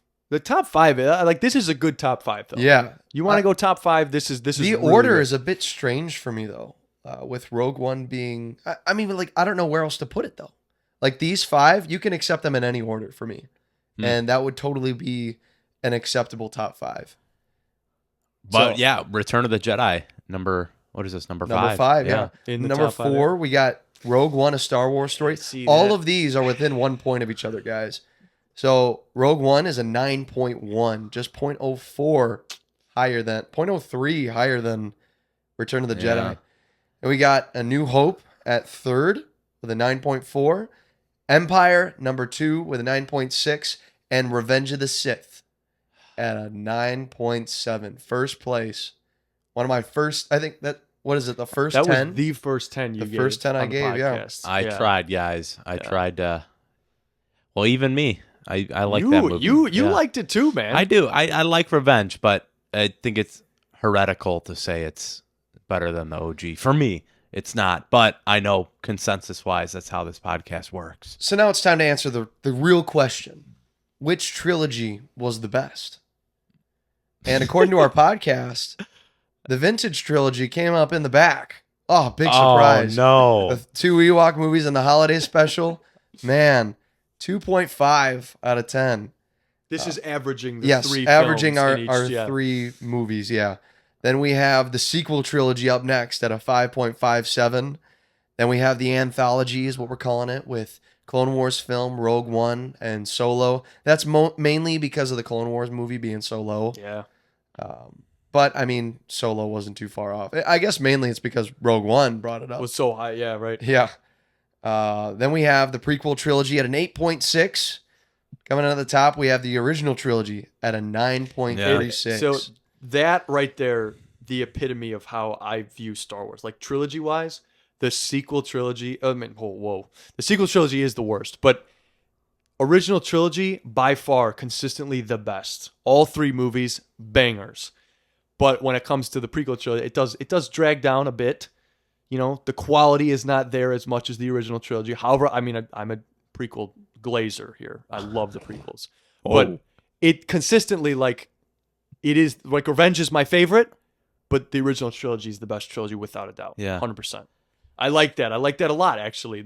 This internet ranking in 2024, I think, is a great way to look at how the Star Wars fandom as a whole views Star Wars. If you were to take a consensus, I feel like this is what would happen. This is what would The trilogy ranking? trilogy ranking or a regular ranking. Yeah. Rogue One might be a little high, but like I like where each of these sits. You know, Yeah. I know you have your disagreements with right. Revenge, Yeah. but and I think Attack. overall, like I don't No, know. There's a lot of people. I can look at our list and I can be content with it. You know? you guys want to know something funny? Yeah. Yes. So we have the averages here. So we averaged 6.6 all together, everything combined, 6.6. Do you want to know what we averaged for our Marvel watch through? Probably higher than that, right? 6.9. Wow, nice. Wow, Yeah. wow. Yeah, so we as a podcast enjoyed our Marvel watch through more than our Star Wars watch through. And I think it's a non-starter. Yeah, I think yeah. not that we like Star Wars So- fandom less, but I think Marvel Marathon was insanely fun. Ben- Oh man, So yeah. fun Oh, yeah, doing yeah, that. Oh yeah. So Ben, you see up there that you have a 6.07 as your average for all of Star Wars. That's what you rate Star Wars movies. I love 6.07. I love Star Wars so much. I'm also one of the biggest haters of Star Yeah. Wars as well. Yeah. I love it so much, and because of that, when Star Wars gets wrong, it hurts me even more. Yeah. You know, because I care so much. You know, like a lot of people, like no one hates Star Wars more than Star Wars fans. Right? Oh, yeah. You hear that saying a lot, but it's because Star Wars fans want good Star Wars content, and we haven't been getting it recently. So like there is a lot of discourse over everything. But another thing to note is that Star Wars, especially in 2024, means so much to so many people in so many different ways. Yes. Like your Star Wars, and that's something I've learned on this podcast as well. Your Star Wars is very different from someone else's Star Right. Wars. The fandom is so divided right now because there's no one category of Star Wars fans, because I think over the years it's redefined itself many, many times. So you have people who are diehard OG trilogy fans who've never watched the Clone Wars, and you have people like Ben who claim Clone Wars as the top of the tier, top best thing in the barrel. And I don't know, I think they've put themselves in a point where there is no, I don't know how you move forward. It's really divided, and it's hard to unify this incredibly diverse fan base. Do you think it's possible, though? Do you think that Star Wars, Disney or otherwise, could release a project that would have obviously there's going to be some discourse, but like the Force Awakens, because when the Force Awakens came out, it had its naysayers, but as a whole, the Star Wars community and fandom as a whole was united. Everyone was excited about what I was don't to know come. if we'll get something like You know, that again. do you think we'll ever get that? I think we would need another like pretty good movie before we get that one again. My thing is they did it for me with Andor, but you have people who aren't like Ben isn't as hot as Andor as me, and it's not that hot button like people clamoring towards it. Like for example, there's Deadpool and Wolverine right now for the Marvel fandom. That didn't reinvent the wheel and it didn't bring thousands of fans back, but for the most part, what I see is Well, brought $1 billion. everyone really enjoyed that movie. Yes. I don't know what Star Wars could do to get to that point. Would they be wiser to go with something original, or do they keep relying on what has come before to expand the story? Like they're coming out with a new Jedi Order with Rey. They're going to continue that story. Do you think something like that is the way forward, or something like James Mangold's new, like the very first Jedi Order? Like which way do you go? You know, I think you have to be strict with it. You can't satisfy everyone, and you as a creative have to accept that and know, okay, this is what we're going to make. We're going to isolate a lot of people. We're going to maybe lose a lot of fans forever, but if you can redefine Star Wars and have its lane, that because if you're going to jump off the ship. But it's in a weird spot right now where it's like, okay, I'll try this. I don't know. I think sometimes having so much diversity in content is bad, whereas you need to, because some fandoms lose people. That's the nature of fandoms. You're going to lose people, but I don't know. I don't have the answer. Certainly not. But I think they put themselves in a really hard spot. There you have it. Yeah. Ethan wants Star Wars to end. I don't know. time for Star Wars. I'm jazzed for Andor season 2. That's what I'm pumped for. But that's the thing. Mandalorian and Grogu. You are jazzed for Andor. Uh-huh. I'm jazzed for Ahsoka season 2. What are you jazzed about for Star Wars coming up? If Holiday if special. anything, you know, Looking for some more prequel sets. as Lego far as sets? projects go, like Oh, TV, projects. movie, something like that. You know, like Hoping for a new Lego game. Yeah, no, I like the. I mean, I haven't played Jedi Survivor yet, so I'm still pumped on Kel Kestis making an appearance live action. But I like- can't say there's a specific project I'm excited for. that's my point. We all have different answers. You know, there's no It's one not just thing like that the everyone's next so movie, excited yeah. about. Yeah, right. I mean, maybe we'll get there one day, but I think it's an interesting question to pose to three guys who have What just went through all the Star Wars films, the good Who and have the bad. no idea you how to know? make a film. I know. I have a. But we certainly know how to judge a film. That's Yeah, for sure. when they're garbage. We watch movies, So guys. Ben, your average was 6.07 for Star Wars. Your average for Marvel was a 7.01. So I just wanted to point that out. I would Ben. say I overall have more fun watching Marvel movies than I do would with agree. Star I Wars. would agree. less divisive with It is, Marvel. yes. Yeah. Yeah. Like I view it as like that's the fandom I can jump on and off kind of. I don't have to watch everything. You know? I feel like I'm not as burned when there's a bad project from Marvel. Right. Like, because there's Secret just going to be the Invasion. next one. Secret Invasion came and went. You know? They tried to do that with Star Wars, but they couldn't get them. They couldn't get any good ones really in a row, and it kind of burned people out. I feel. Well, it's so difficult, Acolyte, you know? yeah. Yeah. So maybe that's what it is. Less Yeah. quantity. All right, we want to go through and read our top 5 and bottom 5. Personally, Yeah, just personally, quick. just to Roll wrap them this off. up real Yep. quick. And Ethan, we got yours pulled up here. okay. It's from the bottom up. Yeah, bottom one is gonna be first place. Okay, but I would kind of change this now, but according to this ranking, right? We're going off the ranking. Uh-huh. So my top number one See would what you be changed to.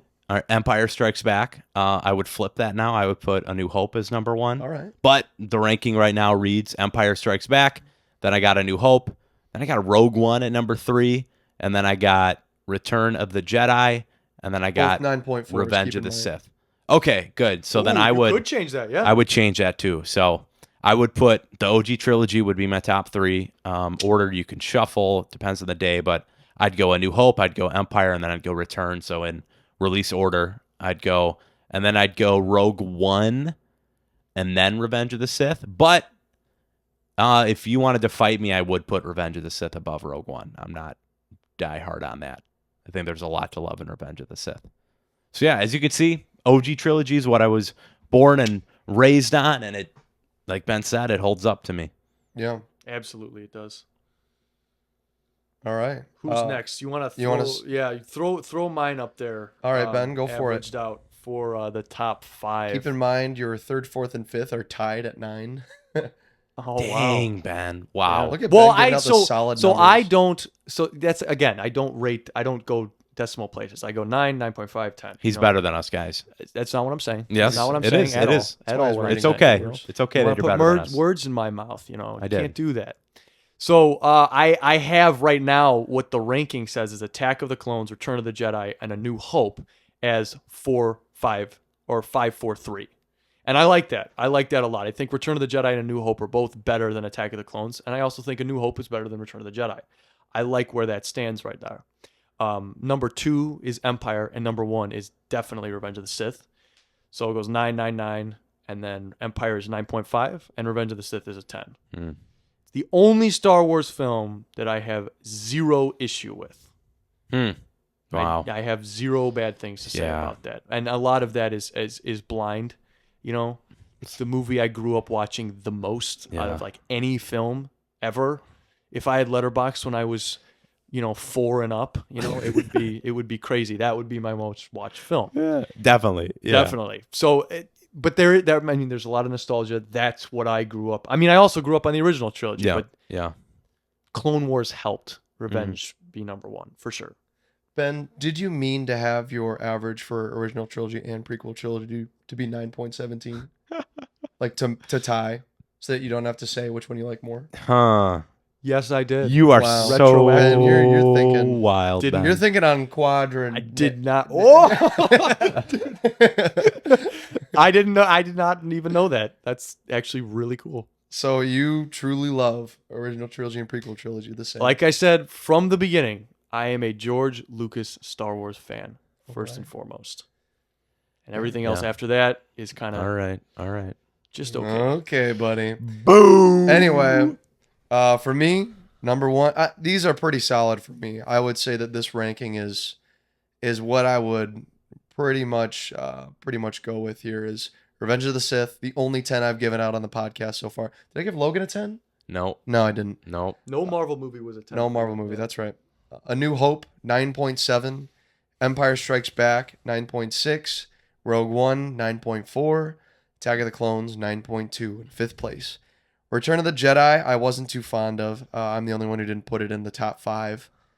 It's great. You right? say you're not too fond of, but Not then you too also give it fond an of. 8.8, you know? Compared. Yeah. Yeah. Followed directly by The Last Jedi, though, at 8.6 for I you. really liked The Last Jedi this round. I was surprised by that. Yeah, me too. I liked it too. So I'm not it's hating. cool to see that I can finally say that I like the original trilogy more than prequel trilogy, even though You really, really Return loved... of the Jedi is lower than 5th place. Well, and you loved Attack of the Clones. That's right. Like So crazy. prequel trilogy, I gave a 9.2. Original trilogy, I gave a 9.37. So very close, but I would say the original trilogy captures that magic, especially in A New Hope, significantly more than the prequel trilogy does. And Ethan, yours was no contest. Prequel trilogy, 7.4. Original trilogy in the 9s, 9.5. Oh yeah, Oh yeah, he's an OG I am. guy. And I think we'd all agree that if, no one in here would say that A New Hope isn't the pinnacle of the Yeah. franchise if that's where you were The to. Star War. The Star you could Wars. say. Yeah. Yeah. Star Wars original Star Wars. Yep. Original recipe Star Wars. Yep. So there you have it, folks. Yeah. You want it wrapped up? We wrapped it up for you. Boom. Big Nice time. and neat. Big time. Maybe Death Star explodes. Too End of well. story. Yahoo! Of course, let us know. Chewbacca gets his Bum, medal. Bum, bum, bum, bum. Yep. I mean, we definitely have our opinion, but Yeah. It you don't matter. We're 3 white dudes in our 20s. Ho- The Let us know what you guys demographic think. and the diversity here is insane. So please getting let some us know points. where we went wrong in the comments Oh. below. Let us know maybe what we did right in the Right, comment. but- Like the Star Wars marathon, I think got a lot of engagement, which was awesome to see week to week. Like loved reading all those comments, so that was good. It'll be interesting to see after a 3-month break how it fares, but I'm glad Our loyals are Yeah. there. John Right. Cross, I hope you're listening. Please. Yeah, that's what I'm saying, man. I have missed you, John Cross. So it's going to be interesting to see where we go from here. Multiverse. I think monologues, that's yeah. a good segue into some housekeeping because, yeah, we're back this Welcome to the week. after show. We're back in Yeah. this week in your podcast, whatever Your routine. your timeline, but we're not back for good yet, right? So Yes. I think we agreed upon September would be when we will continue with our weekly uploads. This is an outlier when it comes to this random episode in August, but Free week. we're we're sprinkling your palate with some, but we do need to talk about what we're doing next because I don't think Yes. we entirely know. We do. We do know. So no, we do need to talk about Yeah. it because there are 3 ways that we can take this, and we need to talk about it here because Our listeners, I I think, should play into this because this will sit out there for almost a month before we have to actually record our next marathon. And 100%. I know each of us have different ideas for what we want to tackle. Correct? So I think if the Yes. 3 of us all pitch what we want the next marathon to be, I think that could be a really interesting thought experiment. You have a different That's one beautiful. too? That's beautiful. Well, it depends. I love that. I don't know what we're all thinking. So do you have one though? I do. So let's go. I You think, go first because I uh, think I have one too. I have one as well. Very poetically, last year, something died. The DCEU, went crashing down with Aquaman and is it Lost Kingdom or Last Kingdom? Lost And Kingdom. the Lost yeah. Kingdom. And I think famously, we never watched it. No, we didn't. So I think that going through the DCEU Just in the this EU? manner, Yeah, so just that's- the DCEU, that's the question here. because it's dead, right? And yeah, I know we could talk about, okay, do we want to go into the deep Batman films? Do we want to go into the early Superman films? Let us know, listeners, what you think. But my pitch would be the DCEU. Just would the be DC. I think I think there's it's- 21 movies. It's more Yeah. attainable and digestible Yeah. than every DC movie ever released. So that's Justice League and Snyder League. Yeah. Okay. Yep. It would be. So we would do both. It would do Yeah. that. Yeah. Yeah. Okay. All right. Is it So would- Suicide Squad and the Suicide Squad? Yep. Do you Okay. want to include the Dark Knight trilogy? I would not Or no? include the You would Dark not. Knight. Okay. I would All not. right. No, All right. because that would be That's You boring. know not what? I like Batfuck. that. I like that because the DCEU does not have a singular Batman film. So we could go back and do like a Batman marathon Mm-hmm. or a Superman marathon because we love Marvel. I don't know if we have the same love we have for Marvel with DC, and there is a lot. And I mean a lot of DC movies. But we do Oh, love. yeah. I've we do already love got Batman. the list ready for We it. do love Batman. We love Superman and a lot of the characters that surround them. So maybe those are mini marathons in and of themselves. So maybe leading up to Superman, we do a Superman one for Well, that's July James next year, Gunn's. right? Yeah, right. So Yeah. we have time. But I really like the DCEU. I like that one a lot. Micah, do you have one in mind? Yeah, I was thinking we can do the Planet of the Apes movies. So there's a good, 12, 13 of those that Kingdom just came out. So we've got the new ones, we've got the middle ones, we've got the old TV ones, and then we got the originals. And I think that would be really fun because I have not seen a lot of those. I've seen like 2 of the OGs and then the trilogy. That would be a good, push to watch older movies because when did the first one come out? Like in the 60s? or something. Yeah, so that would open the door to older films and maybe 68. invite some really fun discussions. I would like that too. Yeah, the Planet of the Apes. I think there's I hear counting. there's a couple surprisingly good ones in there, perhaps. And then a stinker, which is the Matt Damon one. So Or, I'd like Mark to Wahlberg. Oh, Mark Wahlberg. Yeah. That's right. So there could be some fun episodes in there. I think as a Okay. counterpoint to All the right. DC one that you're thinking about, we could do all of DC next year as our big watch through. That's what I was all thinking. of DC, you think? All of DC. I mean, not like the TV movies, but there's a lot of DC published stuff that could look cool. There's like Red and there's Road to Perdition and there's stuff like that that could look cool. Yeah. So just getting it out there. Okay. All right. Ben, what are you thinking? So I was actually also going to do DC. That was my pick as well. I think it would be really interesting to do I like the DCEU making it very, contained in that one universe, technically, unless you go with the Flash. But spoilers. I don't know. I didn't have another one. I think it would be really cool though if we're talking old films to do Godzilla MonsterVerse movies like that. MonsterVerse is not like that 40 we not movies. that we have to do every single one, but we could pick and choose. I already have a list of like We could pick and straightforward choose ones, and then do the MonsterVerse movies that have released recently. You know what I'm saying? Like Godzilla, Kong, Skull Island, stuff like that. Shin but I'm Godzilla. not too attached to that one, to be honest, because I'm not the biggest kaiju fan. Like that. I am much more attracted to that. I've also had to the DCEU. I've also had an urge, if I may throw this out, to revisit the Harry Potter movies. Yes, Which is a nice short and I think watch through as well. Ethan like and I 10 are or 12 pretty movies. far removed from our last marathon because we did that. Oh man, what was it? 2-3 summers ago now. I've only seen And them. I have not seen the Yeah. Wizarding World movies. I've so only seen those them are- once, so I would jump into that. I as would. well. Yes. Basically, what we're saying is we have an idea of where we want to go, but we are not set yet.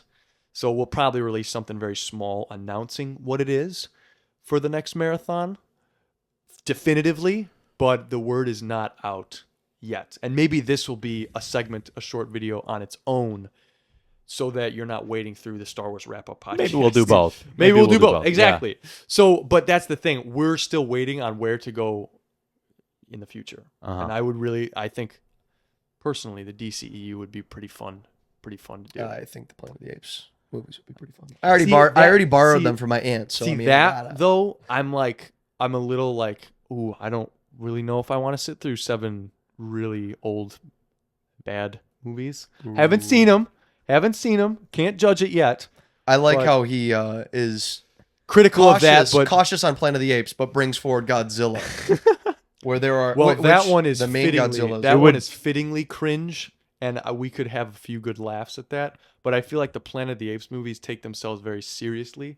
Have you seen them? Nope. I hear you Beneath go. is quite comical. Like I said, I can't accurately. All I know Say is there is time travel in the Planet of the Apes, and Yes. that is enough to pique my interest. Yes. Godzilla 2000, I hear, is awful. That's what I've heard as well. Yes. So we are still deciding that, but please leave comments below on what you think would be good. There's a lot of other fandoms out there, a lot of other shorter fandoms out there that we definitely could do marathons. Yeah, on. maybe we didn't even Right. list what you. Ultimately, it's for you guys, so I'll watch bad movies For you. Yeah, For but you. also for you, Specifically. for all of us. very good. Well, I think that's a fitting way to end the Yes. Star Wars wrap-up podcast and a housekeeping for the Alfred future. Hitchcock watch through. Okay. You could even go Christopher Nolan if you wanted to. Like that's another good one. You know. Okay. All Gotta right. watch So- Inception. Yeah, you do. And there's a couple other ones out there. So that is a good way to end it off, boys. This has been a really nice way to wrap up the bow that was Star Wars and that marathon. We can now definitively watch the next Star Wars movie that comes out and rank it, put it into our ranking, which is going to be nice because we can't do that with Marvel yet.